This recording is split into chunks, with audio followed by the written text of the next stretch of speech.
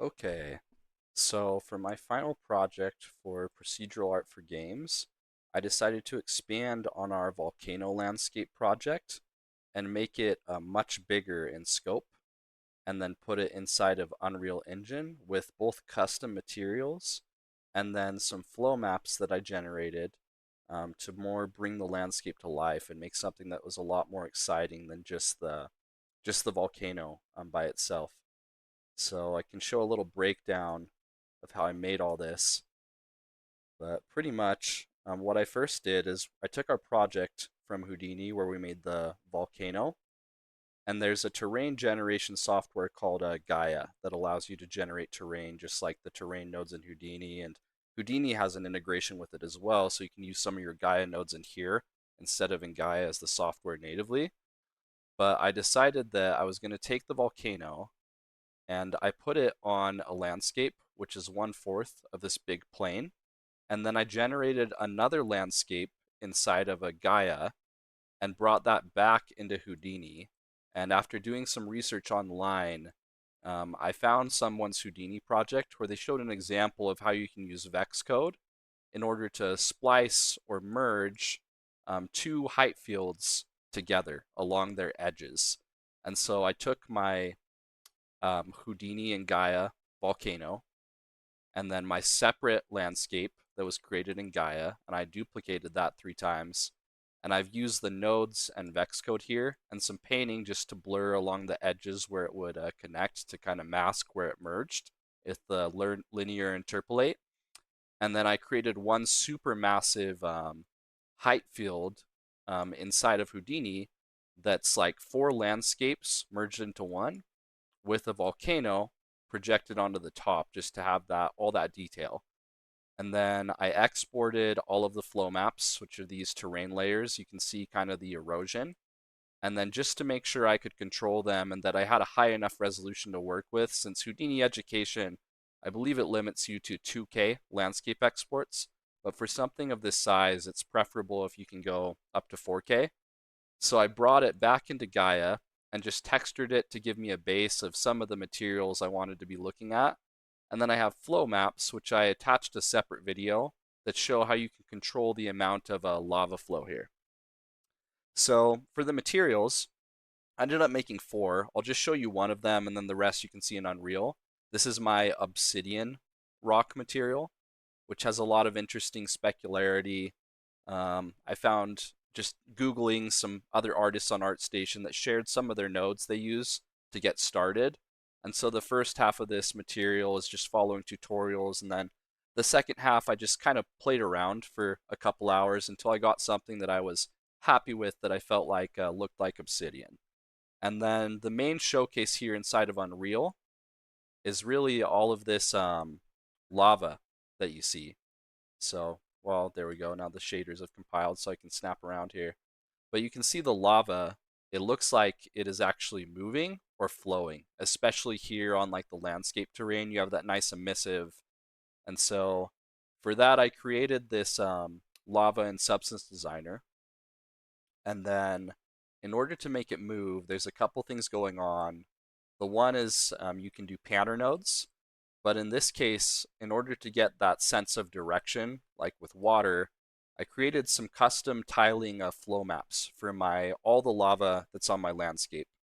So there's this free tool called Flow Map Painter, and it just lets you import like a texture. So here's my Substance Painter albedo output, and then I can just paint on here a direction, and you see that it'll generate a flow map, which is just it's like an RGB vector texture. It just looks like this. It's like the red and green channel information, which is why I have this mask RNG, and that drives the direction of the lava.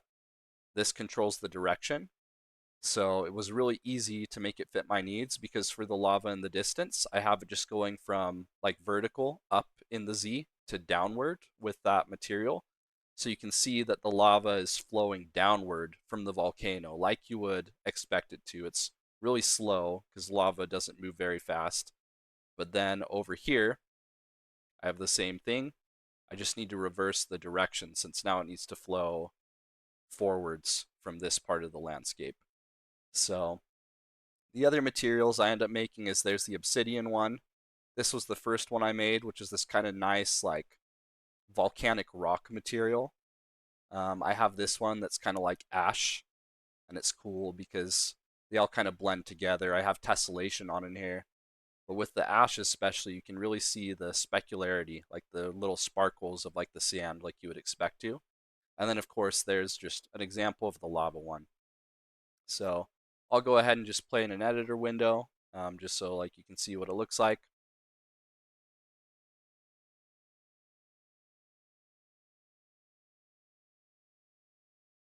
Take it a second to load. it's a pretty uh it's a pretty demanding scene, as you can guess. I can turn on some like upscalers, or I think ray reconstruction here would be beneficial.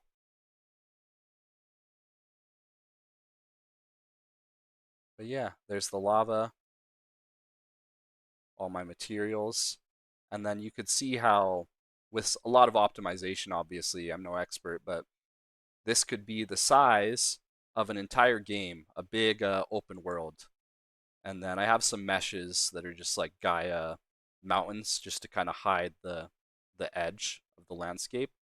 But I'm really proud of how this turned out, and I'm really happy with the way the all the materials turned out on my landscape, and all just kind of seamlessly blend together.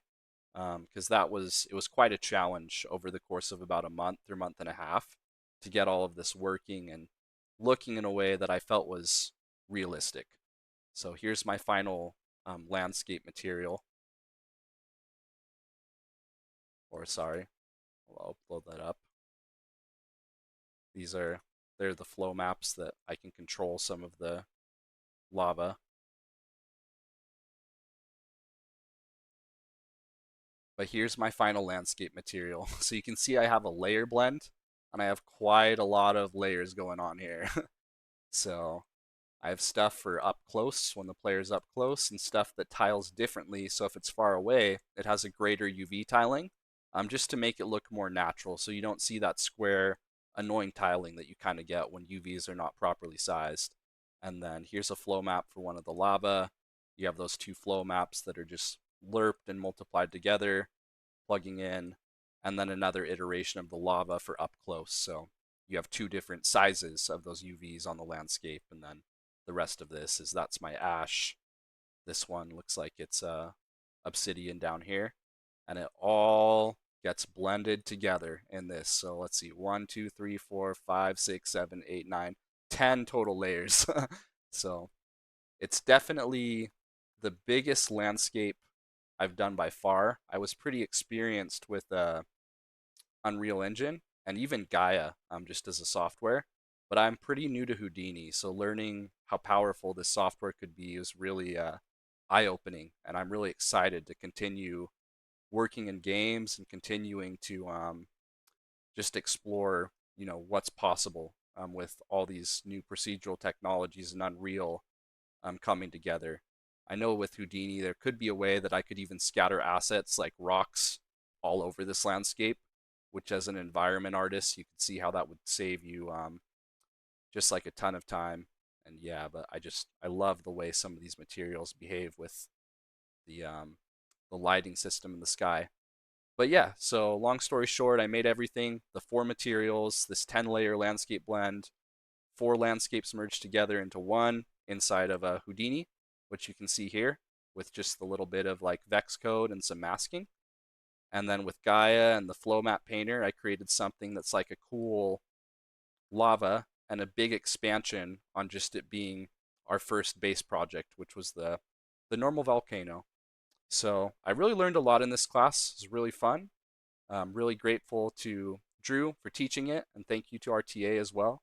It's been a really fun class. So thanks. That's my final project.